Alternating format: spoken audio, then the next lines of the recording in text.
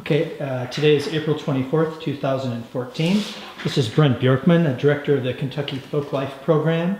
And this is a recorded interview that has to do with the Library of Congress American Folklife Center Ranger Lore Project that John Kay from Indiana University and I are working on. And I'm here talking to park rangers at Mammoth Cave. And could you tell me your name and your position here? My name is Josh Clemons. I'm a law enforcement park ranger with the National Park Service at Mammoth Cave National Park. Nice. So I've been asking kind of a basic question, Josh, about how you're maybe connected either to the Park Service or, what got you into this line of work, and we usually start from there. My connection with the National Park Service actually started before I was born.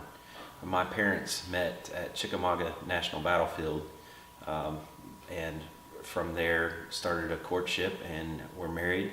I came along and a couple of sisters thereafter, and we grew up in the national parks, going on vacations. We've been all over out west. We've been to parks in the Northeast, and that's how we vacationed as a family. And so from a very early age, I developed a connection with the parks and knew from that time that I wanted to be a park ranger. Was it did you go to state parks and federal parks? We did. We spent time in state parks, national forests, so on all different types of public land. So the type of ranger, the job you do now, did you know at an early age that you wanted to work in your current law enforcement area? I can remember riding around Cades Cove in the Smokies with my parents and writing down tag numbers of people who were feeding bears and deer and and breaking the rules at that time, and then giving that information over to park rangers. And I knew from an early point in my development that I wanted to work in emergency services. In high school I was a volunteer firefighter and became involved in not only firefighting but emergency medical training at that time, and that just continued on through college and into my career with the Park Service. Okay.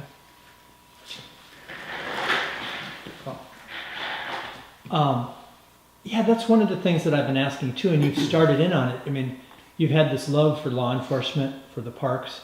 You kind of knew that this path was for you, so you started to either volunteer or work toward this trajectory. So where did it go after that? How does a person get further into it? So I grew up very close to Stones River National Battlefield, which is in Murfreesboro, Tennessee, and I went to college at Middle Tennessee State University. I started volunteering there in 1998 and worked there as a volunteer for 3 years before they would finally give me a paying job. But took my first job with the National Park Service as actually a museum technician in 2001, and I haven't missed a pay period since then. I've just moved from one job to the next, and was fortunate enough to start into law enforcement at a very early stage in my career. What park did you start your law enforcement career? I moved from Stones River National Battlefield. I started as a museum tech, as I said, went into a biological technician job, and then became involved in wildland fire. Through that experience, I was able to land a job as a forestry technician firefighter at Shiloh National Military Park. And while I was there, I had the opportunity to enter into a student position that allowed me to finish graduate school and then enter into a permanent law enforcement position after the completion of my master's degree. So I'm very fortunate that I was able to make that transition without having to do a whole lot of traveling or move around, out west, work seasons. I was able to work continuously and moved right into a permanent law enforcement position at Shiloh. People come at it from different ways. Yours is a very interesting way of going. Some people, you don't have military service. No, I don't have any military. You have this service. Right. Yeah. Right. Yeah, I started with the Park Service while I was still in college, so this is really all I've ever done. Yeah. So your first, let's talk a little bit about the law enforcement. So tell me the first time when you were on as a law enforcement officer. What was the first? I think you've had lifelong training in a sense. Sure. With your rescue, with your firefighting. But when you first got into to this type of a position. What was that first month like, and who did you work with, what was the working environment like? Was it a mentorship thing, or? We complete a basic law enforcement academy at the Federal Law Enforcement Training Center, and then upon completion of that academy, we are required to go through an 11-week field training program.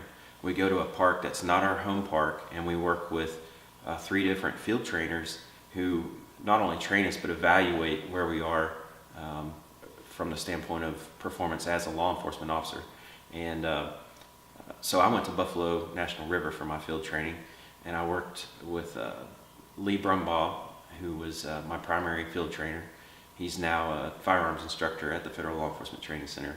But I had a great time with him, and I remember my first arrest was with Lee. And I remember we were patrolling Buffalo National River, went down to the river, and there's a particular gravel bar that we were basically just patrolling.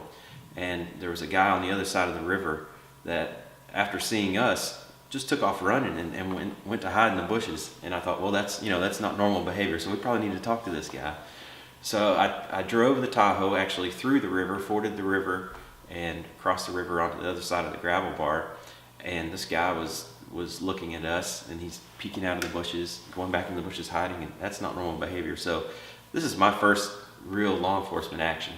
I was pretty nervous and didn't really know what to do, but I stopped the vehicle. We actually drew down on this subject, called him out from the bushes, and got him under arrest. But he was under the influence of drugs and alcohol, definitely presented a lot of abnormal behaviors. And I thought to myself, as I was making that contact, what have you gotten yourself into? It was a totally different experience than anything I'd ever done before, but I loved it. And I from there, just had a great time. I've been involved in all different kinds of investigations since then, made numerous arrests for different types of violations, and I've loved every minute of it. In talking to some of your colleagues, we've talked about this idea about the image of a park ranger in relationship to law enforcement, and you really are a law enforcement officer. That's right. And there are a lot of things that go on in the park that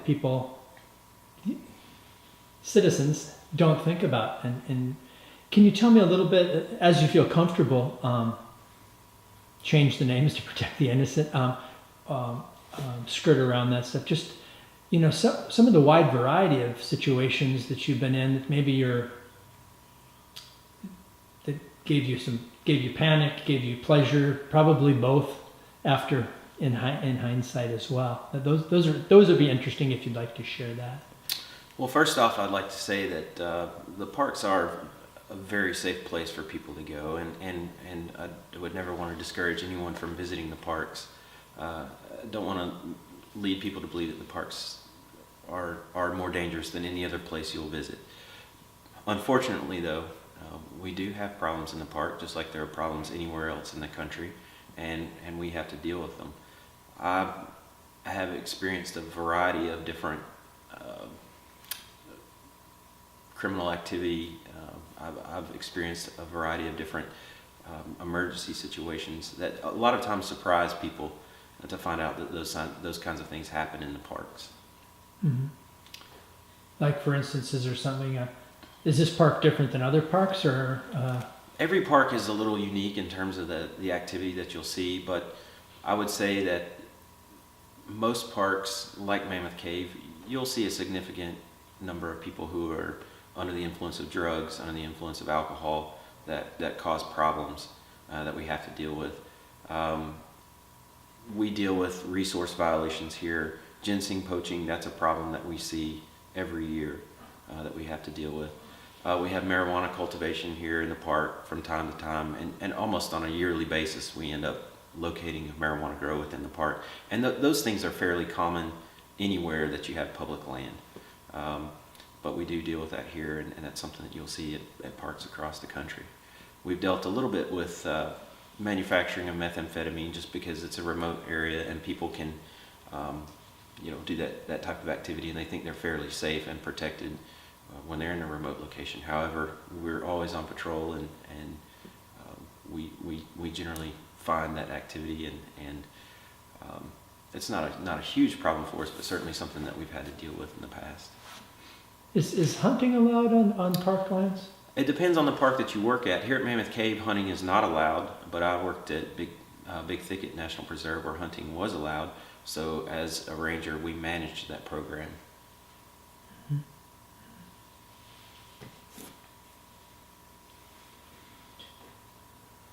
You're a pretty tight group of law enforcement guys. Do you have any kinds of things that are typical to your jokes and your stories? A new guy comes in and you know, you give him the business a little bit or play little games. That's pretty common to any kind of job you go into. Sure. If I talk to riverboat workers, that's a real rich area to talk about. Of course, in all these types of shenanigans, some of them aren't. Some of them are things you can't share. Sure. But as human nature is in that. But is there anything off the top of your head? Or maybe it happened to you, or I don't know. I would say many of the lessons we learn as law enforcement officers, the ones that tend to stick are the ones that you learn the hard way. And it's fun. I'm a field trainer. I've been involved with the field training program, so I've sort of come full circle. I went through the training program. Now I'm a field trainer, and I've been doing that for a number of years here at Mammoth Cave. So it's interesting to see a new officer that comes right out of the academy, and maybe they don't have some of those same experiences, and to see how they react and how they adjust to certain situations. That's always fun. I don't want to tell on anybody that I've trained, but I can tell stories on myself. I know we now carry electronic controlled devices, or commonly known as tasers, and unfortunately we have had to use those from time to time to control suspects that were aggressive and causing us problems. But before that, we most of us carried pepper spray, and I know I was involved with a DUI arrest that the suspect did not want to go in handcuffs and was very uncooperative. And when I went to put handcuffs on him, I ended up having to to go hands-on with the suspect and ended up on his back. And he was much larger, much stronger than me, and had him in a headlock. And I thought, well, this would be a good chance for me to use my pepper spray to control this suspect. And I sprayed him, and in doing so, it was pretty cold out that evening. I had a fleece jacket on. I got a pretty good portion of my jacket sleeve with the pepper spray as well. And I remember after getting the suspect under control and getting him put in my car and in a safe situation, you know, my nose just kept running, and I couldn't figure out why. And I kept just wiping my nose on my sleeve, and it just kept getting worse and worse and worse. And I finally realized, you know, essentially I just pepper sprayed myself. So stories like that, you know, things that you learn the hard way, those are good lessons, and things that you look back on and, you know, you laugh about now. But certainly some things like that have occurred over my career. And you learn from. Oh yeah, sure. Yeah, sure. Maybe it's good pepper spray's not around anymore, or do you still carry it? We do still carry Okay. it. You just don't see it used as But much you have now the- that we have a taser. The new primary thing. Sure. So you said you're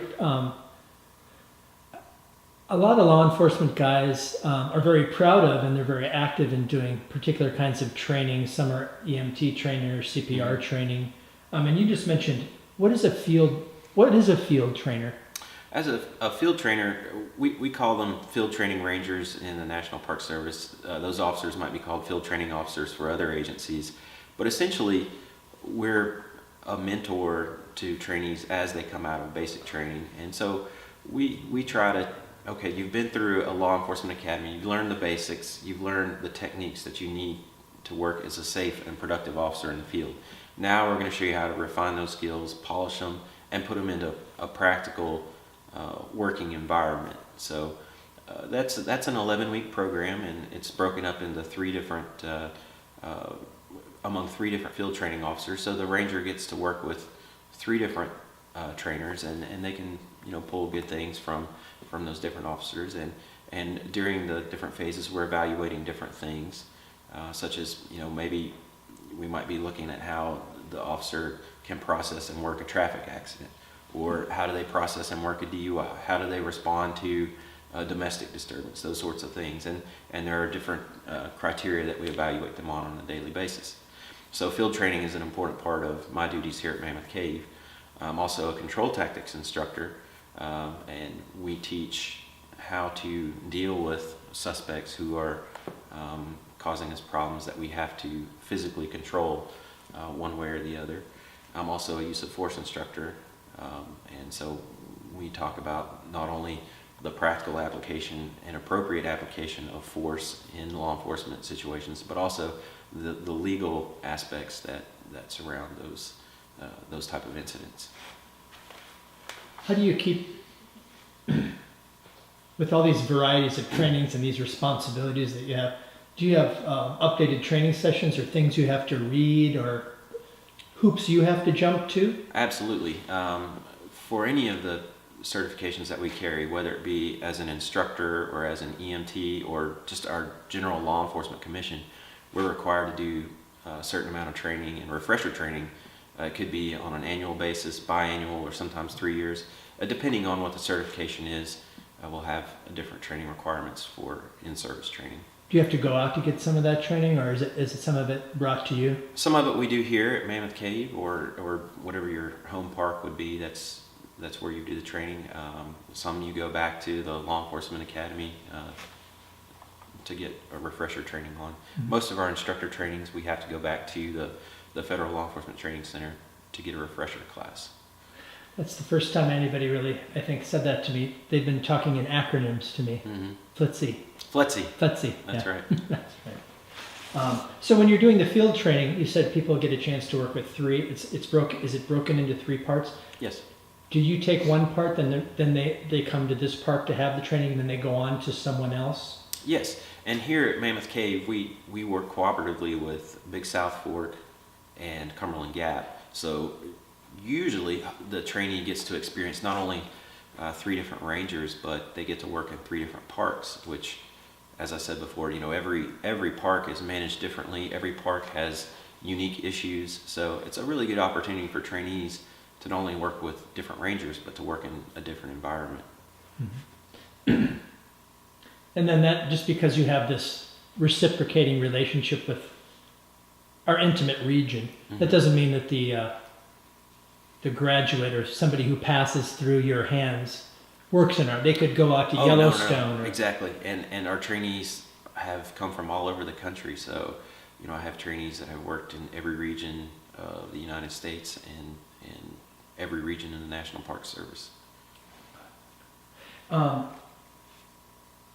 you active in, when I was talking to somebody trying to prepare for this, and maybe it's part of something you talked about already, are you active in shooter training as well? Or?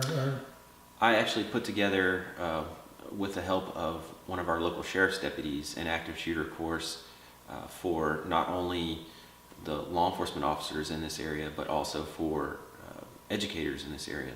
And so it was sort of a cooperative effort between several agencies, but we hosted training that included teachers and administrators in some of the local schools, as well as the officers that would be responding to active shooter incidents or any kind of critical incident in one of our school settings. And the whole purpose of that was to get everybody on the same page and say, if you had an incident like this, as law enforcement officers that would be responding, this is how we would want you as educators or administrators to respond, and vice versa. So we really opened up a discussion between the 2 different professions and hopefully resolved some issues that we will never have to face. But in the unfortunate event that something like that were to happen, we think we would now be better prepared for that kind of emergency. How did that collaboration with the local sheriff, how did that start? Was it an informal conversation, or just your concern for the world in this community? Well, it directly came about as a result of the shootings at Sandy Hook, and in the time immediately following that shooting, several concerned parents came and spoke to one of my personal friends who works on the sheriff's department in Edmonson County, Kentucky, and said, if we had something like this in one of our schools, what would you do? And so there was a lot of concern, not only from parents, but his wife works in the school system. My wife works in the school system. So we have, obviously a direct connection to the school system within Edmonson County. And there was some concern among faculty and staff too that, we're not sure how we would react in a situation like that. So I got together, this is with Lieutenant Shane Doyle with the Edmonson County Sheriff's Department, and I said, okay, we can put something together that I think will help us be prepared and maybe alleviate some of these concerns. Fortunately, as a National Park Ranger, I've been through the FLETC active shooter course actually 3 times up to that point. It's now a part of our basic training that we go through active shooter training. So although I'm not an expert and Lieutenant Doyle's not an expert, we felt like we had enough of a background to put together training that would at least give people an idea of what to expect and what they should do to be in a better position to survive one of those incidents. That's great. Do you know if any of your colleagues around the country have worked collaboratively with some of their local law enforcement? That's a great question. I actually, after word got out that we put this training together, I was contacted by rangers in several parks across the country who wanted to do the same thing in their local area. And so I provided the training materials that we put together and just some notes on things that we thought we could improve and things that I thought would make their training better. And then I was also, there became a concern here at the park. Well, what if we had an incident like that at the park?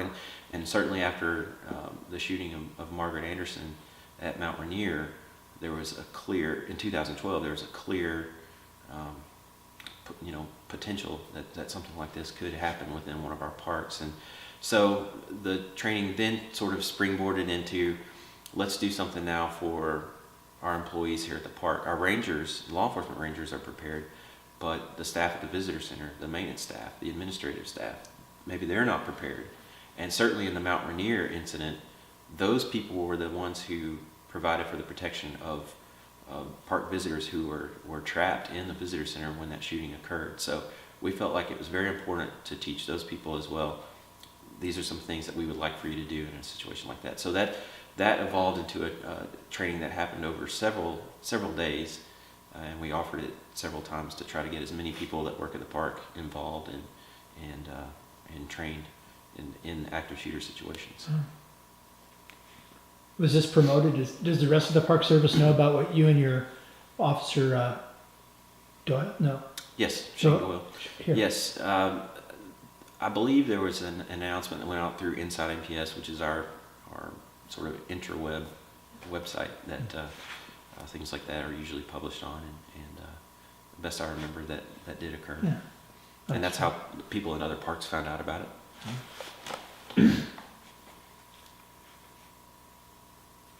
It seems like over the last 20 plus years, ranger law enforcement is professionalized. I mean, increasingly so. Yes. And I was wondering, you said yes, so I'm wondering how you work. You mentioned the collaborative effort you just mentioned with the shooter, active shooter training. And you have a friend who you mentioned in the local department here in this county. How do you work? How does the law enforcement of the park work with any variety of other law enforcements, federal, localized, state, sheriff's departments? And how do can you tell me a little bit about that, and then tell me, again, without naming any names, maybe like how you recently did, an example of how you have recently? Okay.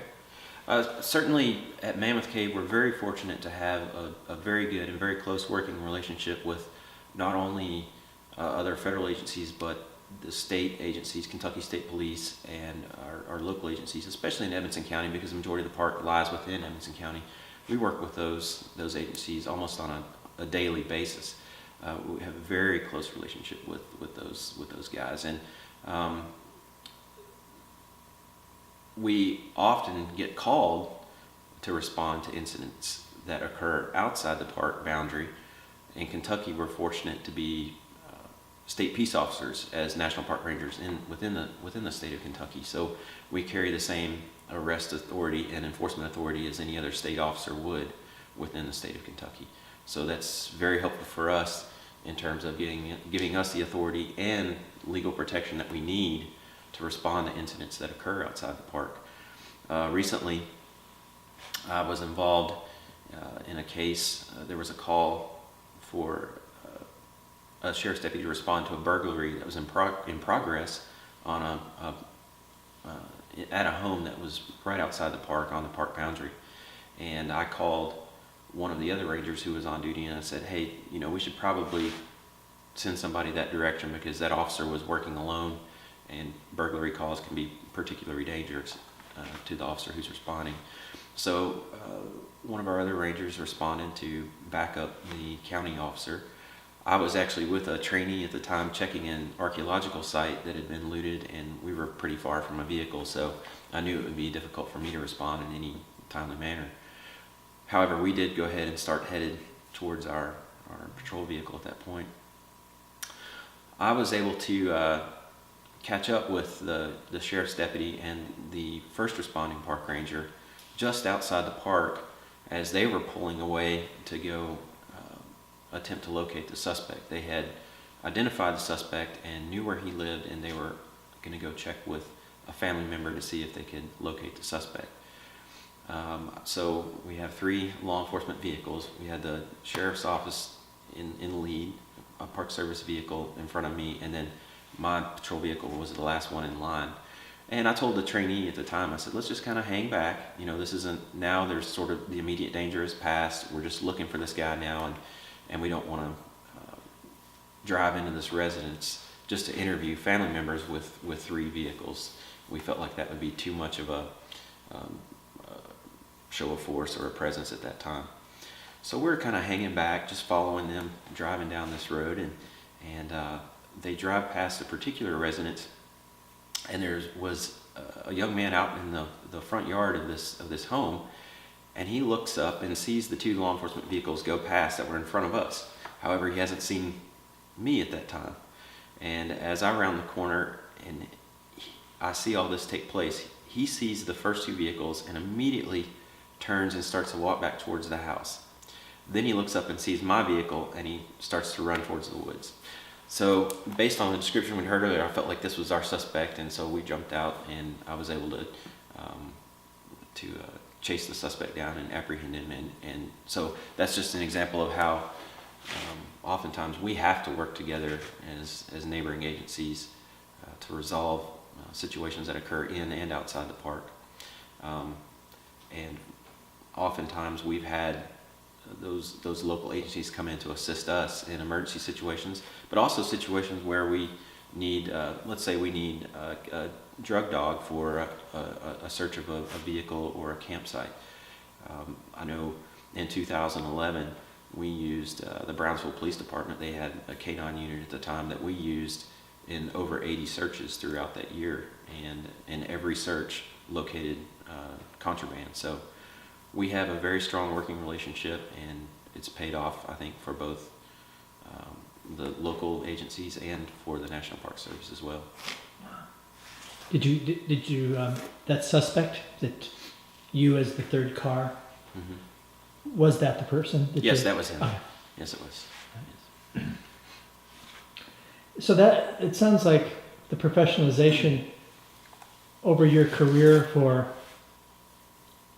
13 years now, since 2001, I think you Correct, said. yes. Maybe, and you've worked at a variety of parks. Has it been increasingly this way? Was it initially not as collaborative, or have you been called on with local law enforcement?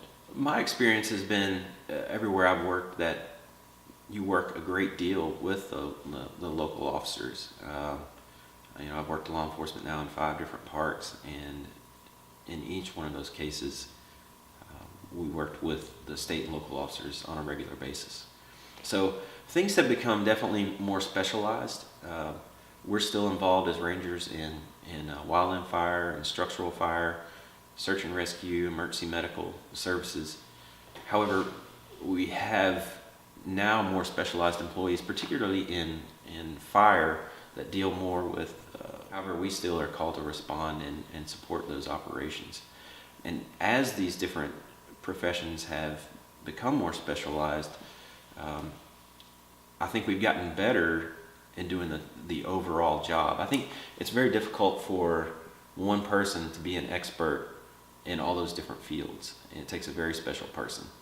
I think all of us have areas where we excel and are better trained, better equipped to work as a ranger, whether it's law enforcement, and you might be a better investigator, you might be a better patrol officer, you might be a better administrator. If in collateral duties, you may be more experienced and more talented in the area of working in wildland fire or emergency medical services. But you're never really, I don't feel like, an expert in all of those areas. So I think it's important that we have some of those specialized positions and that we continue to look at branching some of those things out.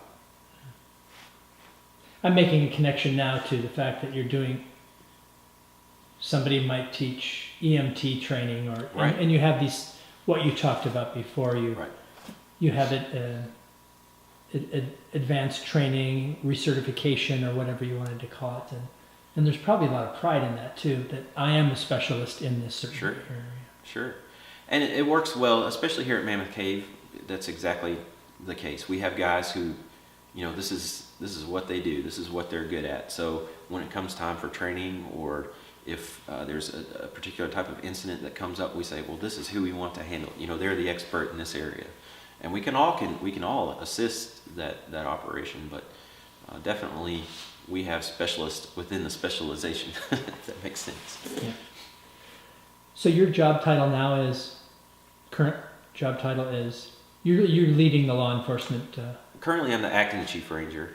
Acting chief ranger. Right. And that's the first time you've had that position? That's correct. Yeah. So, can you talk about becoming, maybe it's so collaborative that this question is moot, but to go from one of the guys to being in this new role, do you do the scheduling? How is that different than being a regular law enforcement person? That's a very good question, because the way you put it is exactly how I've put it multiple times. I've gone from being one of the guys to being the leader, and I would say that I'm a leader of a group that works well together. So it certainly is a collaborative effort. But as that leader, you do things like make the schedule, assign cases as they come in. You would assign collateral duties as needed if certain projects come up that need to be accomplished. As acting chief, you take care of a lot of administrative duties that are not the things that when I signed up to be a park ranger that I thought I would be doing. However, they're challenging and rewarding when you are able to accomplish things for the entire division. So it's a different hat. It's certainly a different level of responsibility. I would not be successful if not for the hard work and effort and suggestions that come from the guys that are in the field. So as an acting chief, I'll go back to being one of the guys. So that's another unique part of the challenge of being an acting chief, is that not only am I trying to improve things for the guys who are in the field, but I'm trying to smooth the road out for myself when I go back to being a regular field ranger as well. That was very helpful. I understand that. So an acting chief means, am I understanding a rotation thing, or you're acting until they find a chief? So our former chief retired, and we have been in the process of hiring a new chief, and that new chief has been selected, and the new chief will be here within a couple of weeks. So we've actually had a couple of us that have taken on the acting chief duties, and so we just try to keep the ship steered in the right direction until the new chief gets here to take over. Got it. So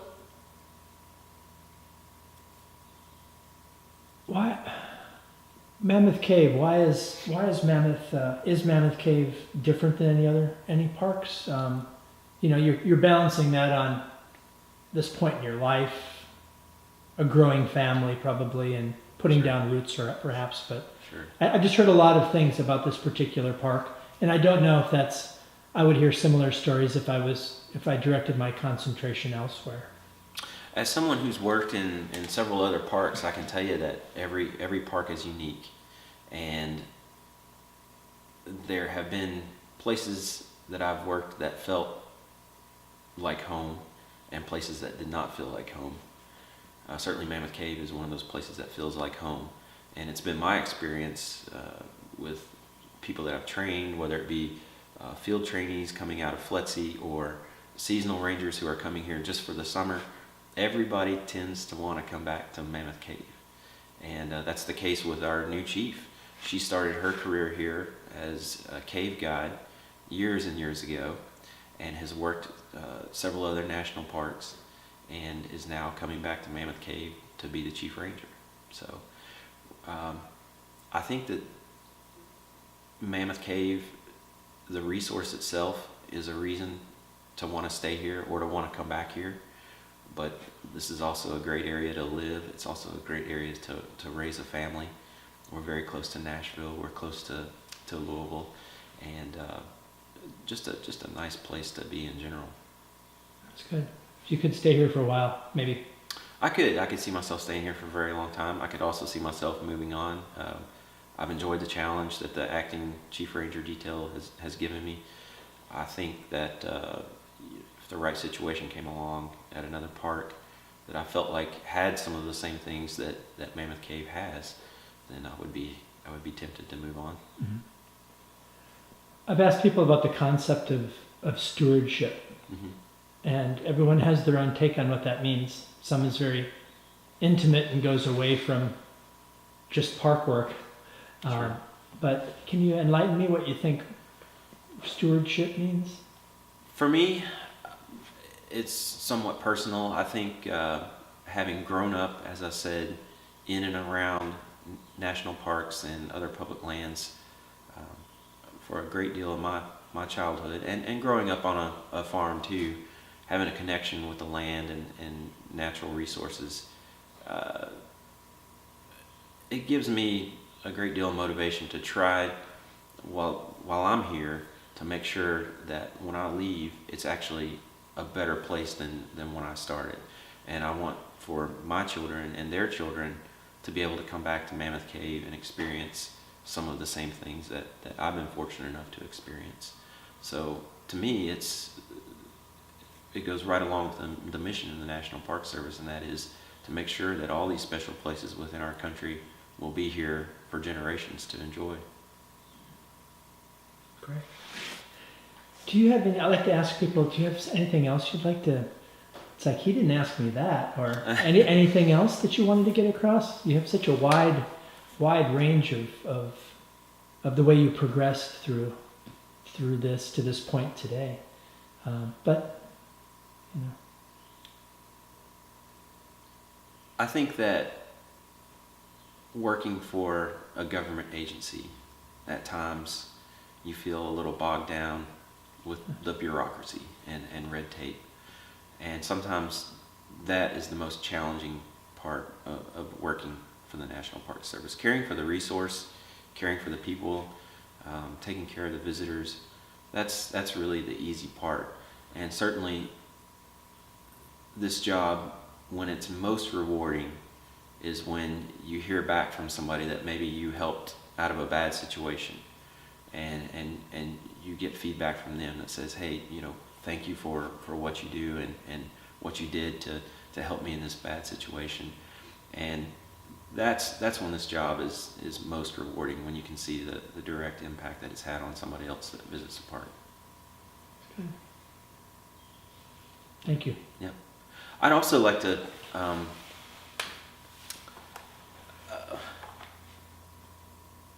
I mentioned the shooting with Margaret Anderson. How did? And that was out at Mount Rainier, January 1st, 2012. And I knew Margaret pretty well. Margaret and I were in the same FLETC class. And I recently went back to FLETC for refresher training, and I visited the memorial that is there for fallen federal officers. And that was the first time that I'd seen Margaret's name on that memorial. And I've made it a personal mission of mine that when I'm training new officers or retraining old officers, that we remember why it is that we do some of the things that we do in training, and so that we don't have to bury another one of our officers, another one of our brothers or sisters. And so this job is very important from the standpoint that the resource means a lot to us, but the people that we work with mean a lot to us as well. And we're like a very small family. We're spread out all over the country, in almost every state and in all the territories. But we're really a tight-knit family, especially the law enforcement rangers within the National Park Service. And anytime we get together, whether it be for a training or for a detail responding to a natural disaster, a fire, a hurricane, or a special event, we see the same faces over and over again. And we are a very tight-knit family. When something like that happens, it impacts us a great deal. So, you know, we do take it very personally when something like that happens, and it's my mission as a trainer now to make sure that that doesn't happen to anyone that I've had direct contact with again.